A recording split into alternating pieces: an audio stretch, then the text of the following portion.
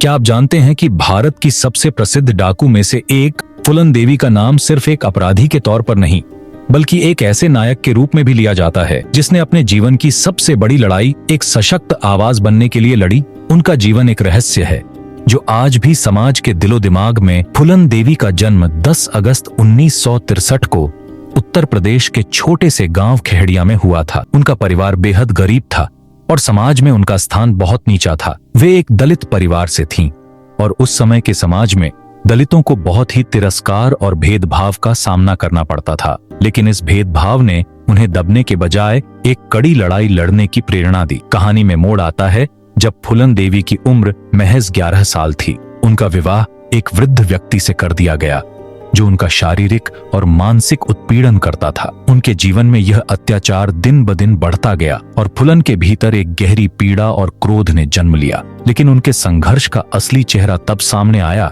जब गांव के कुछ ठाकुरों ने उन्हें न केवल अपमानित किया बल्कि दुराचार भी किया। यह घटना फूलन के जीवन का टर्निंग पॉइंट थी जिसने उन्हें बदला लेने की दिशा में प्रेरित किया। फूलन देवी ने अपने अपमान का बदला लेने का निश्चय किया। इस घटना के बाद उन्होंने अपना जीवन पूरी तरह से बदलने का संकल्प लिया और डाकुओं के गिरोह में शामिल हो गईं। उनका गिरोह न केवल उत्तर प्रदेश बल्कि मध्य प्रदेश तक आतंक मचाने लगा। उनकी कुख्याति पूरे भारत में फैल गई और उन्हें बैंडेड क्वीन के नाम से जाना जाने लगा। लेकिन फूलन देवी का लक्ष्य सिर्फ हिंसा और बदला नहीं था। उनका उद्देश्य समाज में दलितों और कमजोर वर्ग के लोगों के अधिकारों के लिए लड़ना था। वे एक ऐसी महिला थीं जिन्होंने अपनी शक्ति से एक बदलाव की लहर पैदा करने का प्रयास किया। उनका नाम सिर्फ एक डाकू के रूप में नहीं बल्कि एक क्रांतिकारी महिला के रूप में भी लिया जाने लगा। फूलन देवी का नाम विशेष रूप से मालियावाह कांड से जुड़ा है जो भारत के इतिहास में एक बेहद चर्चित घटना है। 1981 में फूलन देवी और उनके गिरोह ने उत्तर प्रदेश के मालियावाह गांव में 22 ठाकुरों को मौत के घाट उतार दिया। इस कांड ने पूरे देश में तहलका मचाया। क्या यह सिर्फ बदला लेने की भावना थी या फूलन देवी के दिल में समाज के अन्याय के खिलाफ उठने वाली एक बड़ी आवाज थी? यह सवाल आज भी अनुत्तरित है। जब फूलन देवी ने यह कांड किया तो उन्होंने कोई संकोच नहीं किया।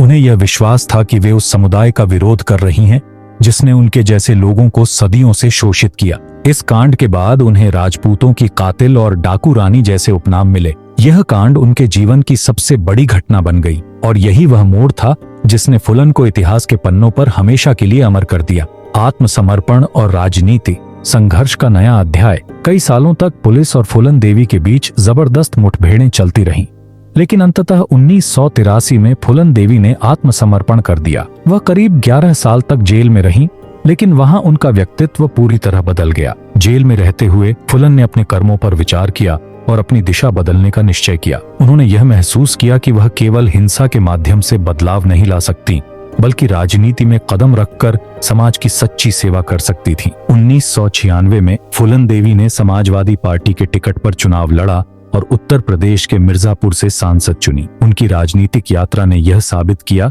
कि एक व्यक्ति चाहे वह कितना भी गिरा हुआ क्यों न हो, अपनी दिशा बदलकर समाज के लिए कुछ अच्छा कर सकता है। 25 जुलाई 2001 को फूलन देवी की हत्या मिर्जापुर में उनके राजनीतिक विरोधियों द्वारा कर दी गई। जीवन के इस दुखद अंत ने एक बार फिर से यह सवाल खड़ा किया कि क्या फूलन देवी का जीवन केवल एक बदला लेने की कहानी था या उन्होंने खुद को और समाज को बदलने के लिए एक और रास्ता चुना। फूलन देवी का जीवन एक ऐसे संघर्ष की मिसाल है जो समाज के सबसे कमजोर वर्गों के लिए था। एक महिला जिसने न केवल अपने अपमान का बदला लिया बल्कि अपने पूरे समाज के लिए लड़ाई लड़ी। वह एक डाकू से नेता बनी और समाज में बदलाव की राह दिखाई। लेकिन आज भी उनके जीवन के कई पहलू अनकहे हैं और यह सवाल बना रहता है, क्या फूलन देवी सिर्फ एक डाकू थीं या वह एक क्रांतिकारी महिला थीं जो अपने समय से पहले अपने समाज के लिए लड़ाई लड़ रही थीं?